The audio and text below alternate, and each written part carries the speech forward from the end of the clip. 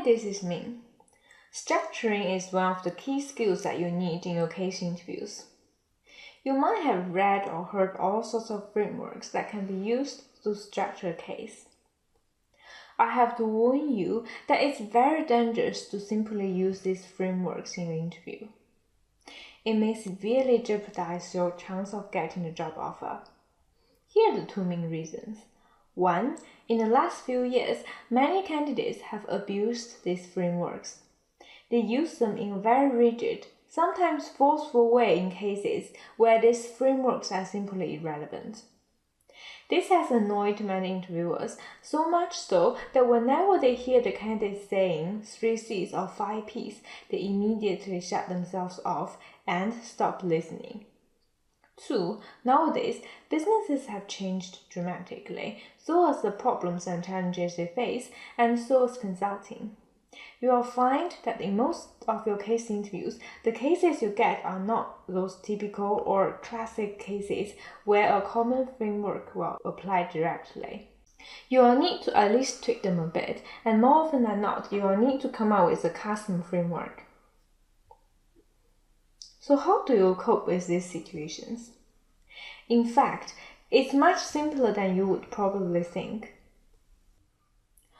All case questions can be categorized into 2 types. One is I call what question, one is I call which question. What questions ask you to come up with an explanation of a phenomenon or a solution to a problem. For example, why did company A's profit drop 20% while revenue was increasing? Or what would you suggest that CEO do to keep the company's competitive advantage? The other type is which question, where you choose between 2 options. For example, should company X acquire company Y? Or is Australia a good market for company A to enter? To structure a what question, we need to break the subject into its MICE components.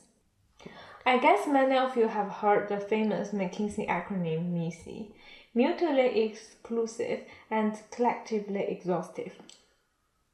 There can be hundreds of ways to break a topic down, but there are 3 ways that are most useful in your case interviews. First one is using formula or equations. For example, profit equals revenue minus cost. Revenue equals revenue from product A plus revenue from product B. Or revenue equals unit price multiplied by number of units sold. Using an equation like this, ensure that your components are MICE. The second approach is A, B, and other. If you know the most important 2 or 3 components, you can list them out and use other to cover the remaining and essential ones. For example, cost consists of raw material, labor, and other costs. Price is determined by manufacturing costs, main competitors' price, and other factors. Revenue growth is determined by economic climate, competition, and other factors. The third approach is simply A or non-A. If something can be easily split into 2 opposite scenarios, then using this approach can be very effective. For example, cost is a sum of variable costs and fixed or non-variable costs. Revenue is generated from domestic sales and international or non-domestic sales. Revenue growth can be obtained from selling more products to current customers or selling products to new customers. In a which question, you need to make a decision between 2 options. In order to make that decision, you need to come up with a set of criteria and compare the options against the criteria. To help you identify the criteria, you can ask yourself 3 questions. First, what is the purpose of making this decision? Second, if I were to choose A, what needs to be true? Third, if I were to choose B, what needs to be true? For example, your question is Australia an attractive market for company A to enter? You first ask yourself, what is the purpose of entering the Australian market? The answer is to make more profit. So first criterion will be profitability.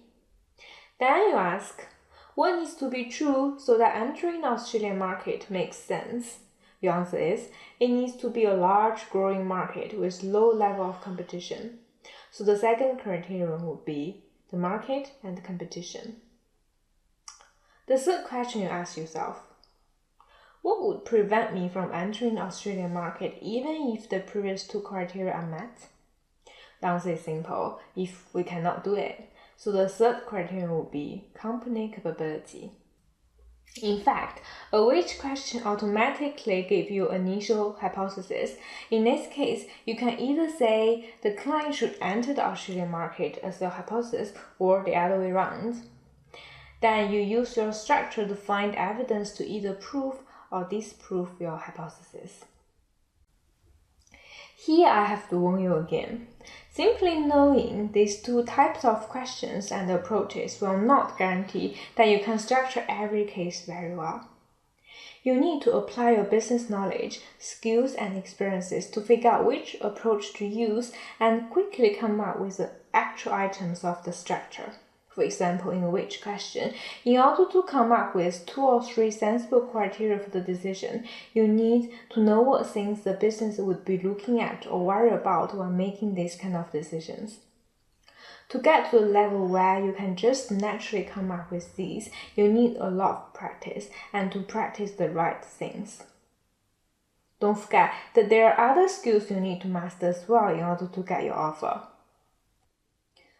In the next video, you will learn how to differentiate yourself by mastering the fine balance between logic and judgment. Make sure you grasp this as soon as possible. Without this skill, you will have very little chance of getting your dream consulting offer. So don't miss out.